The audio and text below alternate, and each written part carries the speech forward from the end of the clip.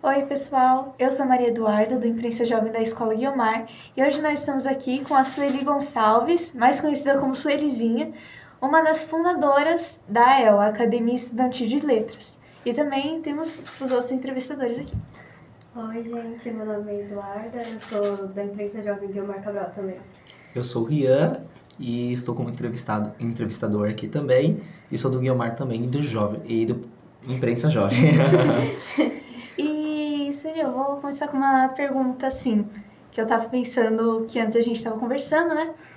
Tipo, você, como escritora infanto-juvenil, o que você acha dessa distanciação das crianças do mundo, assim, tipo, focando mais em jogo, essas coisas assim? Ah, sim. Tenho a dizer para você que a leitura e o amor à literatura, se aproximar da leitura desde criança, muito pequena, faz toda a diferença. Claro que o mundo tem os seus atrativos e a leitura não é uma forma de alienação de jeito nenhum. Mas a criança que se acostuma ou que tem já gestos leitores, né, ou presencia isso no seu ambiente familiar, na escola, incentivada de alguma maneira, a mente vai se ampliando desde muito cedo e o simples contato com os livros, mesmo ainda antes de serem as crianças alfabetizadas, isto é, decodificando letras, formando palavras, mesmo antes disso, o contato com o mundo, né? O mundo propicia uma abertura imensa e se essa criança crescer com esse gosto, ela vai saber interagir com todos. Não é uma questão de se isolar, mas é uma questão de, já desde cedo, ter um olhar diferente para a vida, eu penso. Com certeza. Eu queria perguntar, você tinha falado que você tinha feito 3 livros, né? Você poderia contar um pouquinho, resumidamente, sobre o que são? Posso sim, com muito prazer, né? São 3 livros. Eu escrevi um livro em 2020, outro em 2022 e outro em 2024, né? Todos depois que eu me aposentei, porque eu tinha muita vontade de escrever desde cedo e então tive a oportunidade, mais tempo, pude realizar esse sonho. O primeiro livro é a história de Pinóquio. Tem muito a ver com o primeiro personagem que é muito conhecido mundialmente desde tempos remotos, né? Se ouve falar de Pinóquio. E também foi um personagem da minha infância, das minhas leituras da infância, né? Um personagem querido que eu fui lendo histórias sobre Pinóquio, sobre os autores e tudo mais, e fui me afeiçoando. Quando eu pensei em escrever um livro, a história de Pinóquio seria não propriamente uma releitura, né? Mas seria, obviamente, uma inspiração, uma livre inspiração minha para reescrever de alguma maneira essa história, voltada para a minha vida de professora mesmo, né? O que eu imaginava? Imaginava essas crianças que chegam, que eu via na sala de aula, às vezes desmotivadas, né? Com a cabecinha abaixada assim na carteira, desanimadas, muitas vezes sem vontade de nada,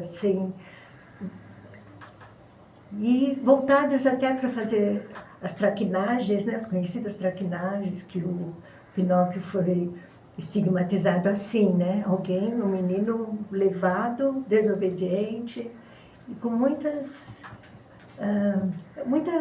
desqualificação, né, nessa caracterização dele. Queria ser um menino de verdade, o Pinóquio, né? Na minha imaginação, eu trouxe para o lado da educação, né? Então eu, professora, colocaria um presente. O livro é assim, né? Tudo uma caixa que aparece em todas as páginas do livro, né? Essa caixa tem uma fita azul, né? Referência à fada azul da história do Pinóquio. Essa caixa aparece no final de todas as páginas, fechada com aquela fita azul, né? O Pinóquio, a referência do Pinóquio, Gepeto fazendo boneco de madeira, como a gente conhece, aparece só no início das primeiras páginas, a idealização daquele boneco de madeira, né? A partir daí, eu levo para, pensando nos meus alunos, né, nas crianças que eu recebia, eu pensava que, de repente, esse Pinóquio poderia não ser um menino mau, que queria ser um menino bom, né? Que ele mentia, não podia mentir, que ele podia, as coisas que ele fingia que ia para a escola e não ia, enganava o avô, vendeu a cartilha que o avô comprou com tanto sacrifício, na história original. E eu quis fazer com que, na visão final desse livro, ele fosse, quem sabe, apenas uma criança em desenvolvimento, que estava enfrentando dificuldades, estava testando suas aptidões, suas vontades, que estava conhecendo o mundo, se descobrindo, e que na história ele era amparado por outros suportes para ele, né? A fada azul, o Gepeto, o grilo falante na história original, que eu troquei assim, o grilo falante ficava na história original sempre falando para o Pinóquio, repreendendo, né, e tido como a consciência dele. No meu livro eu pus a fada azul como essa consciência porque achei a imagem mais suave, né, de uma fada azul que iria, aos poucos, essa fita que aparece na caixa, ela vai se saindo da caixa, né? E ela atravessa o olhar das crianças que tem no livro. Então, esse azul vai para a visão da criança que começa a ver as coisas de um outro modo, né? Então, nesse livro, o que eu quis fazer, né? De fato, que o Pinóquio, de repente, no final, a caixa se abre, né? E o que sai da caixa é um coração azul. Coração azul, que era o seu próprio coração. Então, a mensagem que eu quis passar foi que o mais importante é ouvir o próprio coração, né? E que é um momento na vida em que nós nos voltamos para nós mesmos, sem interferências, e vamos crescendo, e se tiver pessoas ao lado dessa criança que saiba incentivar e ajudá-la nesse processo, nós todos passamos por esse processo de crescimento, né? Ela terá sucesso e aí ela será feliz, porque ela verá que foi fruto do seu próprio reconhecimento. Esse é o primeiro. O segundo livro, eu inventei um cordel. Todas as histórias são rimadas, são versos. A história de Pinóquio são quadras, sabe? E o segundo livro é o encontro inusitado do Pinóquio com o Pequeno Príncipe. Bom, minhas duas paixões, né? Então vem o Pequeno Príncipe, que foi o primeiro livro que eu recebi quando eu tinha 11 anos e me apaixonei. Ele me acompanhou e me acompanha a vida inteira, lendo e relendo, lendo e relendo. Esse livro eu usava, inclusive, com os meus alunos nas minhas aulas, né? Então, de um lado, o Pinóquio, com esse estigma, né, de como é essa pessoa, como é esse personagem. Do outro lado, como é o Pequeno Príncipe. Ao contrário, todo o estigma do bem, né, daquele que traz mensagens positivas, daquele que é criança. Os dois são crianças. Então, eu fiz o encontro dos dois, Pinóquio com o Pequeno Príncipe. Essa é a história. Então, tem muitos versos, sabe? É um cordel, um livro bem grossinho. E cestilhas, né? Todos os versos rimados, ritmados. metrificados como cordel, bem assim, trabalhoso mesmo. E aí eu fiz assim, que nem o Pinóquio ia ser esse garoto mau, que queria ser bom, mas que era mau e que tinha recaídas, e nem o Pequeno Príncipe ia ser esse ser infalível, né? Tão, de tanto conhecimento, né? Adorado por todos, e os dois quis ver apenas como crianças, simplesmente crianças. Qual foi a ideia? Eles se encontraram num dado momento no deserto do Saara, num momento de muita angústia do Pequeno Príncipe, porque ele já estava há 1 ano lá naquele lugar, desesperado de ter passado por todos os planetas, visitado e conhecido um monte de personalidades, estava confuso e principalmente com muita saudade da sua Rosa. Queria voltar para o seu planeta e não sabia como. Aí eles se encontram. Aí nesse momento, os dois são crianças, então a ilustradora, sempre conversamos juntos, né? Eu na composição do texto, ela na ilustração, como me conhece muito, porque eu a conheci com 10 anos, essa menina foi minha aluna, foi da ela, e hoje ela ilustra os meus livros. É desenhista, ilustradora de livros infantis juvenis, professora na faculdade onde ela estudou também, então, que história, né? Sim. Uma bagagem. Então, e ela me conhecendo muito também, então eu conversando com ela sobre essa minha, como eu via essas crianças, né? Aí então eu consegui reunir esses dois personagens de épocas diferentes, né? Então, e um ali ajudando o outro. E, curiosamente, quem estava ajudando nessa hora era o Pinóquio. Segundo o meu livro, ele tinha meio que se regenerado, né? Que nem a regeneração, porque ele estava só em crescimento. E disse ele que tinha escapado de um livro, por isso que ele veio cair no deserto do Saara. Só que eu, autora, não acredito nisso até hoje. Eu acho que ele fez alguma arte lá e ele foi parar lá no deserto com o Pequeno Príncipe, né? E conversaram, e conversaram, e conversaram, e passaram o dia inteiro conversando, sabe? E o Pequeno Príncipe choroso, assim, muito triste. Veio o Pinóquio e com a sabedoria das crianças diz assim: olha esse espaço, nós estamos aqui no deserto do Saara, olha que espaço, vamos brincar um pouquinho? E assim eles brincaram a tarde inteira, lá no deserto. Fizeram traquinagens os dois, um amarrou o cadarço do tênis no tênis do outro, pularam, o Pequeno Príncipe esqueceu de todas as mazelas. Não estava mais chorando, não estava mais triste. Pinóquio de braço dado com ele. Os dois se encontraram nesse encontro. Ficaram pensando numa forma do Pequeno Príncipe voltar para sua Rosa, mas o Pinóquio também precisava voltar para o seu livro. Ele pensava: imagine se as crianças esquecerem minha história. Sim. E o Pequeno Príncipe, eu preciso voltar para minha Rosa. Aí vem o dilema, tudo acontece, é muito grande, todo detalhado. Para quem não leu ainda o Pequeno Príncipe, ou leu, vai ver nesse livro uma nova, né? Não é simplesmente uma repetição das duas histórias, não é mesmo? Uma nova versão. É uma nova versão. Quando chega num ponto, tem que resolver como que vai resolver o Pequeno Príncipe voltar. E nesse ponto surgem personagens novos. Aí que está o segredo, né? Sueli, deixa eu te fazer uma pergunta que não pode calar aqui nesse momento. Né? Você explicou, é bem legal ter esse conhecimento desses livros, né? Ter um conhecimento sobre sua trajetória. Mas era bacana você contar um pouquinho pra gente. Como foi sua passagem na sala de leitura, né?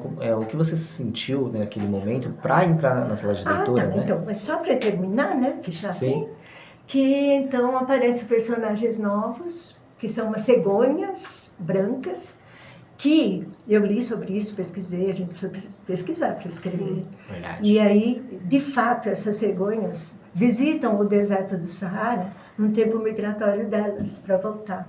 E foi aí que teve a saída do Pequeno Príncipe voltar para sua Rosa. Aí terminou, porque o resto é tudo surpresa para vocês lerem. Não pode dar spoiler. Faz parte. Então, agora respondendo a sua pergunta. Bom, imagina, sempre gostei de ler, tudo na escola. Tinha um sonho de participar da sala de leitura, né? Um dia. Mas nunca tive oportunidade, porque na minha primeira escola, não, já tinha uma professora lá há muito tempo. Não dava. Segunda escola, mesma coisa, não dava. Depois fui trabalhar na Diretoria Regional de Educação, a convite do secretário, para tentar expandir a EL pela região da Penha primeiro. E aí fiquei lá 10 anos. 10 anos. Então, 10 anos não podia ir para a sala de leitura. Sempre no meu coração, era um sonho também. Aí, depois de 10 anos, voltei para a escola. Voltei para a minha escola, onde já tinha a EL, né? Tinha nascido a primeira comigo, na minha primeira escola, Padre Antônio Vieira. E tinha nascido a segunda numa escola minha também, que eu dava aula em 2 escolas. E voltei para a segunda escola, né? Chegando lá, estava uma eleição para ser professora de leitura. Eu estava toda triste, igual estava o Pequeno Príncipe nessa hora, porque eu estava pensando, agora ela não vai crescer mais, eu vou voltar. Vai parar, né? Não vai acontecer mais nada com a El. Vai parar, mas lá na minha escola já tem a El, pois eu vou trabalhar na El da minha escola. Como tudo começou, eu vou voltar. Voltei. Aí fui convidada para concorrer à vaga na sala de leitura. Aí imagina a alegria que eu senti, só que me senti meio... Porque já tinha uma equipe de professores lá se inscrevendo, fazendo projetos para trabalhar. Para conseguir, né? Quando eu cheguei, o pessoal achou que tinha que ser eu. E eu fiquei até com muita vergonha, né? Eu falei que não queria pegar o lugar de ninguém, Deus me livre. Estava tudo bem, eu ser professora na escola. E aí, as professoras votaram em mim, todo mundo me quero queria. Que você seja, né? Quero que você seja, você é essa pessoa. Eu gostava tanto dos professores e elas de mim. E aí eu fui escolhida mesmo, pelos pais, pelo conselho de escola, fui escolhida. Estava lá 4 meses feliz, trabalhando na El Monteiro Lobato da minha escola e sendo professora da sala de leitura. Inventei um monte em 4 meses, né? Trabalhava com os livros, inventei que era uma caixa de livros, que, nossa, eu gostava de criar com aquela criançada toda, porque aí eu pude pegar desde o primeiro aninho até toda a escola, eu ficava o dia inteiro lá na escola. Feliz da vida como professora, orientadora de sala de leitura, muito feliz. Até que eu recebi o convite honroso, maravilhoso do secretário, só que agora do Secretaria Municipal de Educação, para expandir o projeto AEL, tentar expandir com uma equipe já, né? Porque antes era só eu mesma, né? Para a cidade toda de São Paulo. Cheguei lá, já tinha uma infraestrutura, portaria para o projeto, tudo que parecia um sonho, assim, né? E é um sonho. Foi acontecendo milagrosamente, e eu tenho certeza que eu voltei para a minha escola para realizar o sonho que ia ficar para trás, não ia poder mais fazer também, que era de ser professora orientadora de sala de leitura. 4 meses riquíssimos na minha experiência, na minha vida.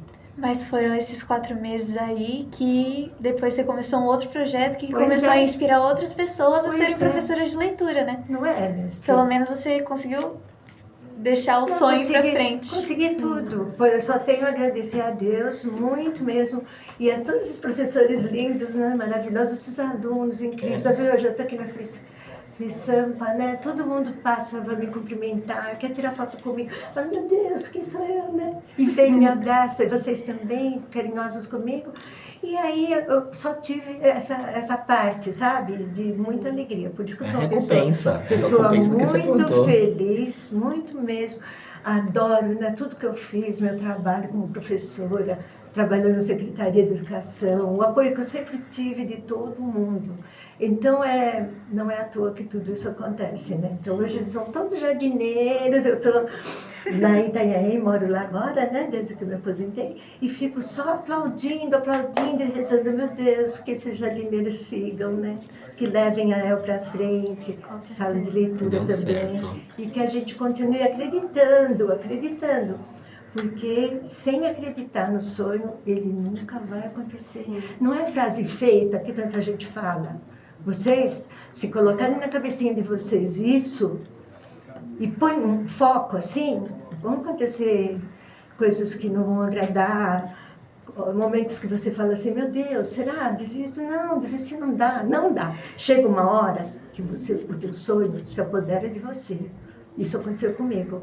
E não adianta você, posso voltar? Não tem volta, entendeu? Igual a El não tem volta. Para mim, a El é um sonho, assim, como educadora, é o sonho da minha vida, né?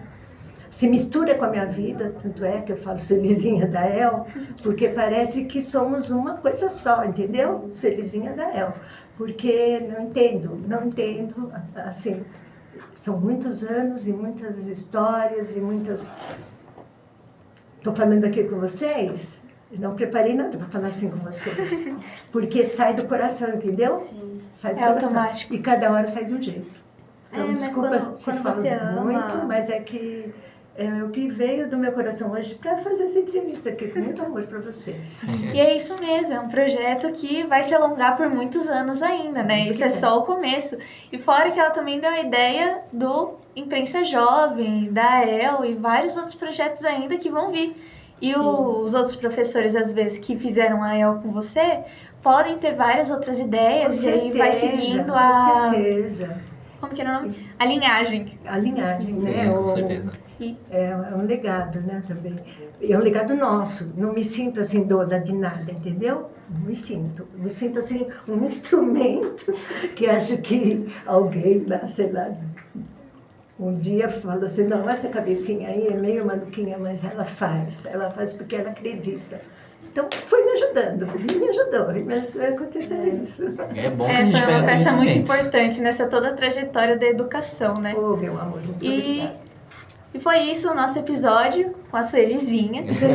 E tem o terceiro livro também, que Ai, é o terceiro. qualquer coisa, se você puder falar o Rapidinho, nome só para Trança- o nome só só para o nome. pesquisar depois. Trança de trovas. Trovas Eu fui lá agora. em cima, Isso. eu achei Me lindo. apaixonei pelas trovas também, que são simples, são tudo poesia, narrativas em versos que eu fiz. Então foi primeiro quadro, depois cordel e agora trovas. Estou apaixonada pelas trovas, participo em grupos de trovas. Não tem um dia que eu não faço uma trova, porque eu vou nos grupos e faço uma trova, escrevo uma trova. Então eu gosto da trova, sabe? E ela tem um encantamento porque ela é simples. É a forma mais simples de dizer uma poesia em 4 versos, contar uma história, falar de uma lembrança. Então é magnífico. Foi muito bom. Trova. Eu vou pesquisar dos livros para ver. Eu até E foi- senti vontade também. Eu também, eu fiquei curiosa, achei muito Tenho interessante. muito prazer em conversar com vocês. E sobre foi isso. esse o nosso episódio com a Suelizinha, da El.